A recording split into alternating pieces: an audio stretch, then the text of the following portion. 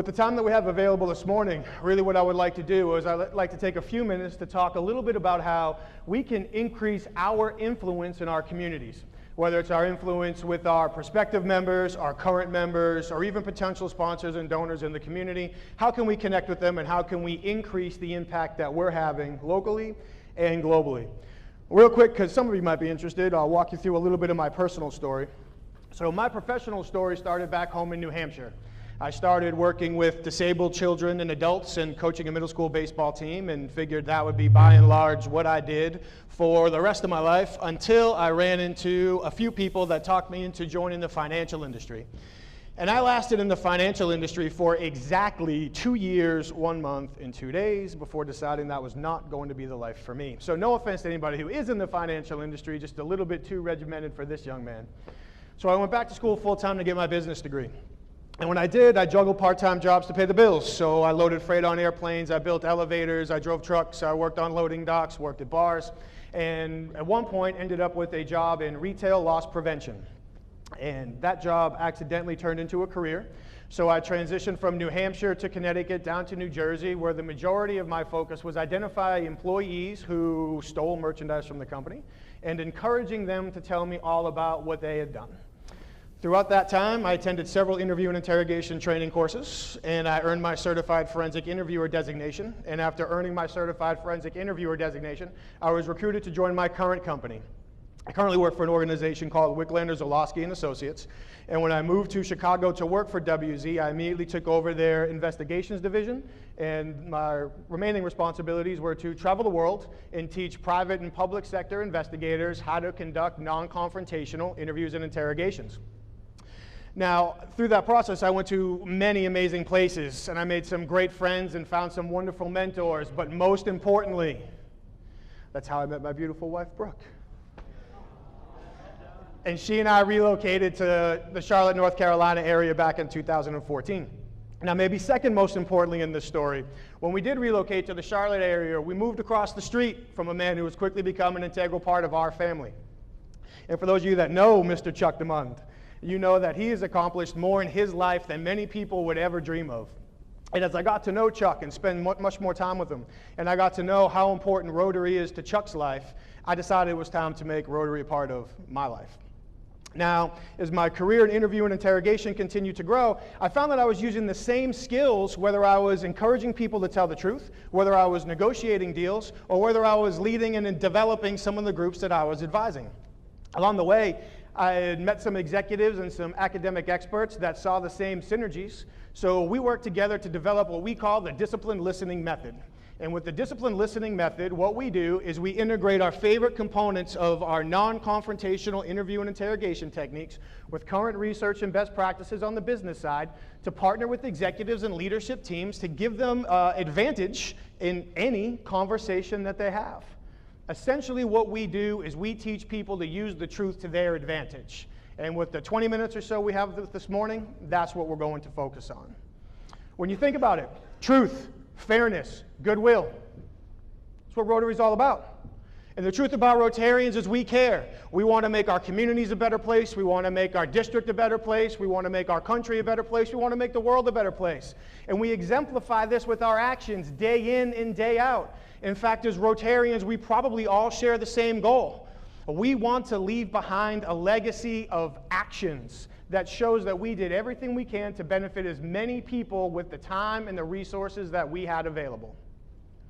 So hopefully you're all in general agreement with that. But some of you might be thinking, Mike, that sounds good, but please tell me what in this universe or any other non-confrontational interview and interrogation has to do with leaving that legacy behind? The answer might be surprising. It's everything. Believe it or not, the cognitive process behind why people will tell us that they did something wrong is nearly identical to the cognitive process behind why people will say, I'll buy it or I'll do it.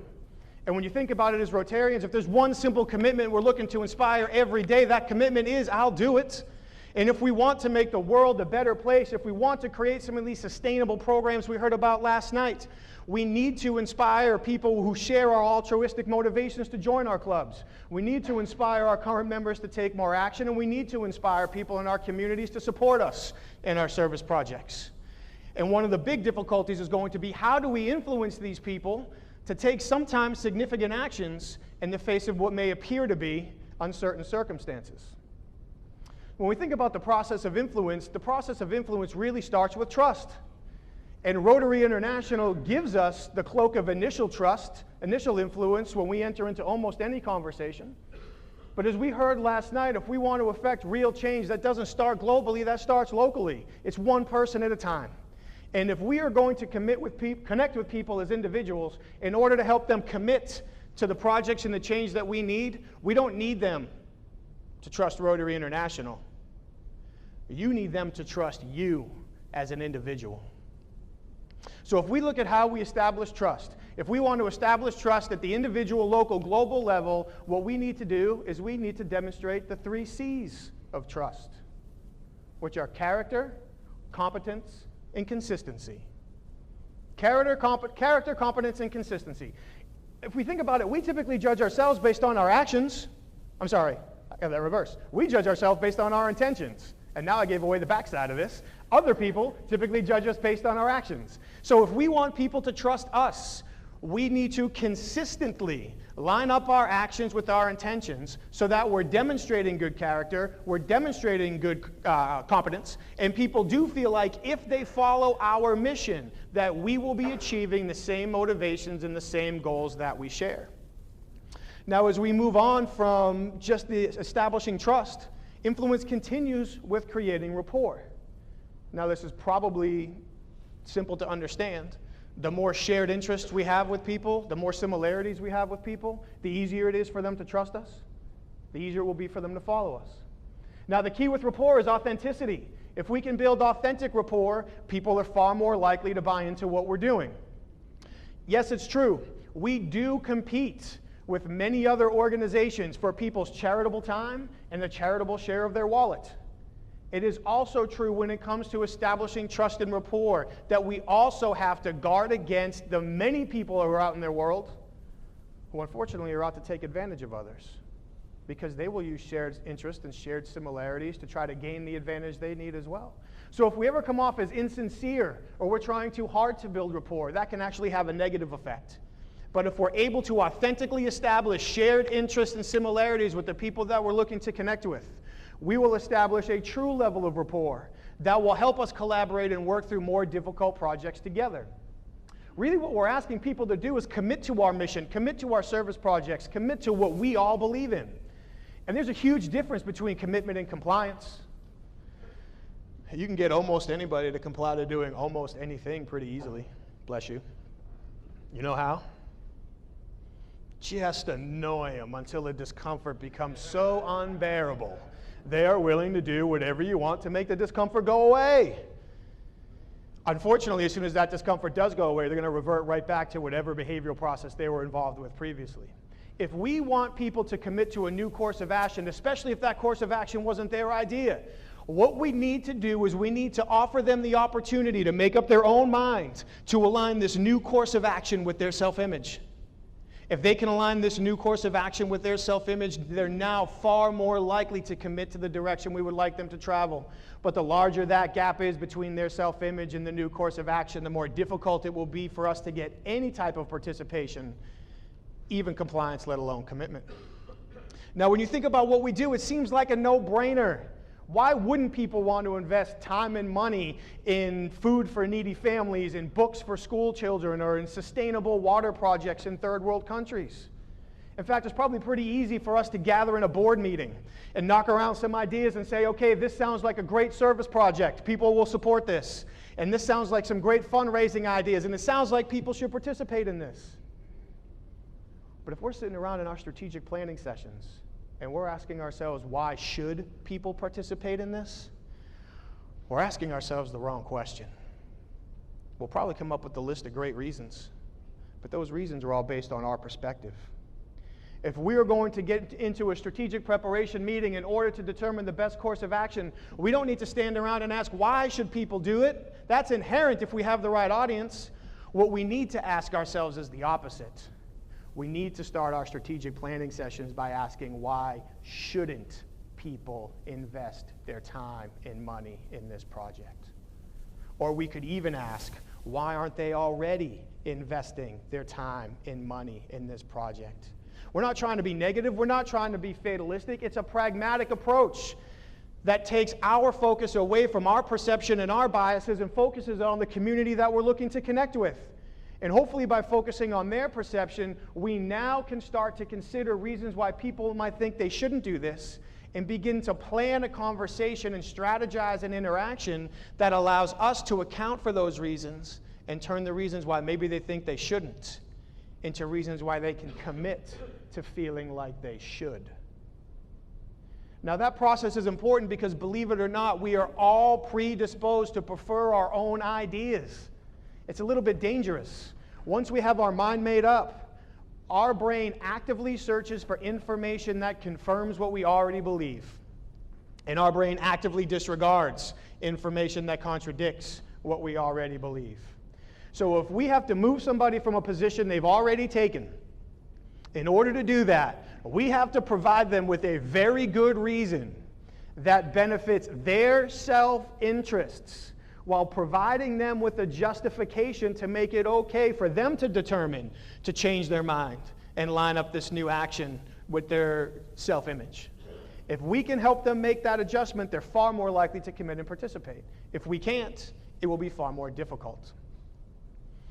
Now, no matter who we're looking to connect with, no matter who we're looking to influence, whether it is prospective members, again, current members to take more action, whether it is people in the community to support our projects, donate more time, donate more money, donate more resources, we can all increase the effectiveness of our influence if we incorporate the 6 automatic mechanisms of persuasion.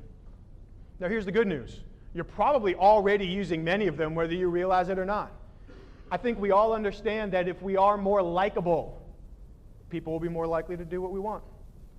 I think we all understand that the more we give to others, the more they will feel the need to reciprocate to us. In fact, that's one of the core values that we operate on: give first. In fact, the more actionable results we can demonstrate in our community that shows we truly do put service over self, the more we can separate ourselves from other organizations that might be looking to get more of people's charitable time and financial contribution. And the more we can persuade people to follow the missions that we believe so passionately in. Those of you who are authority figures, those of you who are presidents or have been presidents in your local clubs, think back to the first time you introduced yourself to somebody as the president of your club. I bet you got a different reaction than when you previously introduced yourself as a member of your club. Just your authority alone can make you more persuasive.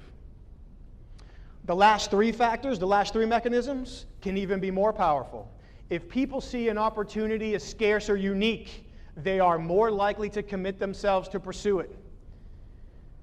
If people see an opportunity that is being attacked or chased or worked on by a group of people who they respect, they're more likely to join in on that action.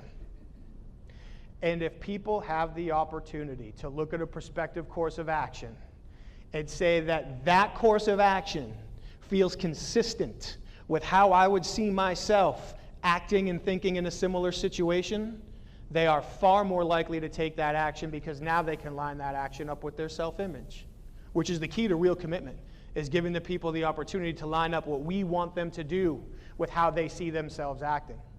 Now, it might not always be this easy. When we are interacting with our community, if we can portray ourselves as a likable authority who is given enough that people feel obligated to reciprocate, we mean that in a positive manner, people feel obligated to return what we've done with equal or greater nice actions. If we can do that while creating the perception of a unique or scarce opportunity and demonstrating that a group of respected people are taking on this action, and allowing your audience to feel like taking this action is consistent with how they see themselves behaving, the increased commitment that you will get from your audience in those situations will be substantial. So a lot of times after we go through that, people say, okay, Mike, that sounds good, that sounds fun, but what happens when it all doesn't work? What happens when we came just this close, we thought we had everybody in position, but we're running into some resistance? The thought process of dealing with potential resistance starts before we ever enter into these conversations. Once we enter into the conversations, really what we work hard to do is we work hard not to force people to feel the need to take a position. Because if they feel like they need to take a position, I promise you they're going to feel the need to defend that position. And the more public the position they take, the harder they're going to feel the need to defend that position. So anytime we enter into a persuasive conversation, we want to make sure we're not forcing them to do that. There's several mechanisms that we employ in order to make this happen. One of which we want to talk about this morning, and please believe me, this is a metaphor. We don't mean this directly. If we want to avoid people taking a position, if we want to avoid forcing people to take a position, one of the things we'll do is what we call taking bullets out of guns. I promise that's a metaphor. What we mean by taking bullets out of guns is that if somebody has information or we think somebody is going to say something that will work contradictory to what we want to achieve, the best thing we can typically do is say it first. Because if we say it first, we can influence when it enters the conversation, the context it's discussed in, and more importantly, how we segue beyond it. So just as a quick example, if we're worried that we're going to have a conversation with somebody that would love to help, but they've made up their mind before we got there that they don't have the time and they don't have the financial resources, one of the best ways to try to guard against that is at the very beginning of the conversation to say, Dwayne, thank you so much for taking the time to speak with me today. I really appreciate it. Thank you for giving me the opportunity to walk through the potential value and talk about the amount of lives that we have the chance to impact with our next service project, especially considering the time and financial restrictions many companies are experiencing right now. By putting it on the table first, hopefully we take the opportunity to reframe how they listen to our conversation, change the value equation in their mind, and inspire some additional commitment throughout the conversation. In fact, when we enter into these conversations, a lot of times it's very easy for us to say, hey, I got a great idea. And then after we give somebody the great idea, we try to convince them why it's such a good idea. Here's the problem. If they don't think it's a good idea upon introduction, for the rest of their conversation, they're listening for information that confirms it's not a good idea. So if we think we need to influence somebody's train of thought, to buy into our projects, to buy into our mission, to buy into the impact we want to have on the world, please don't start with the idea. Please start the conversation by talking about the goals, the interest, the motivation behind the idea. Because if we're talking to them about the goals we want to achieve, the mission that we're looking to accomplish, the interest behind it, it gives them the opportunity to line up their self-image with the goals, the motivation, and the interest before we ever pop the idea. So by the time we tell them the idea, if they've already agreed to the thought process behind the idea, it makes it much easier for them to buy into the idea itself because they feel like it was their decision, not a decision that we forced upon them. Now, we might find ourselves in situations where people tell us they can't do something. I'm sure we've all heard it more times than we would care to recount. I can't do this, I can't do that. Anytime somebody tells you they can't do something, they are most likely leaving one word out of that sentence. The word that people are most likely leaving out of that sentence when they tell you they can't do something is easily. Right now, the problem in their head is an effort to value disconnect. Whether that is real physical effort or cognitive or emotional effort, the amount of effort they see that it will have to take to accomplish what we're asking is not worth the potential reward that they feel they will get from their actions. So the next time you're having a conversation with somebody, if you hear, I can't do that, quickly ask yourself, what is the most likely effort to value disconnect? And if we can help them equate the perceived effort with the perceived value that they will take or they will get for taking these actions, it will be much easier for us to get them to turn the corner and commit to where we want to go. Now, I think I'm speaking the obvious here. As Rotarians, we're all leaders, whether it's in our clubs, our communities, our businesses, or our districts or beyond. And as leaders, it's our job to influence people and change minds every day. In fact, believe it or not, the very best leaders and the very best interrogators share the same two core skill sets. The very best leaders and the very best interrogators have great vision and can demonstrate great influence. They can crystallize where they want to go and how to get there, and they can influence people around them to follow them on that mission, even if initially it doesn't line up with what they think is the best course of action to take. So if at any point in time you would like to do a quick self-diagnostic, a quick step back to ask yourself, is my team buying into our vision? Are we following the right vision? Am I influencing my team enough to help them reach their maximum potential? There are 3 questions that we can ask ourselves. The first one is, does my team perceive that I am calm? The second, does my team perceive that I am consistent? And the third is, does my team perceive that I am making everybody better? If the answer to those 3 questions is yes, great. If the answer to any of those questions are no, or even I'm not sure, that's great too. Because now what we've done is we've identified an opportunity that we can pursue not just as individuals, but we can pursue as a group as well. Now with the time that we do have left, we're probably running right up against our 20 minutes. I would just ask you to take away this. As we move on to increase our influence throughout our communities, please follow the operational guideline of disciplined listening, which is focus on the issue, not the person. Focus on the resolution, not the consequences. Focus on the issue, not the person. Focus on the resolution, not the consequences. If we focus on the people, all too often we can accidentally create unnecessary competition. If we focus on the consequences, we can end up focusing people's attention on the consequences. But if we focus on the issue and if we focus on the resolution, we can create a dual focus that we can all work on together. So I do believe I'm right up against the 20-minute time frame, and I want to make sure we keep this show rolling along. I do want to say again, thank you all very much for your time. Thank you very much for your attention this morning. Thank you for being part of such a wonderful event. Quick selfish plug.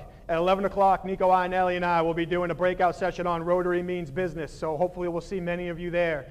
On your way out today, if you pass by the shelter box table, we do have a prepared handout that covers all the important information that we covered in our conversation this morning. So if you'd like a copy of any of that, please feel free to grab one on your way out. Again, it's on the shelter box table. I'll be happy to make any extra time to connect with any of you today, and certainly would be very happy to connect with you at any time down the road to talk about how we can help your clubs. Thank you all again. I wish you the very best on your journey of service. Please take care of each other and enjoy the rest of the event. Thank you.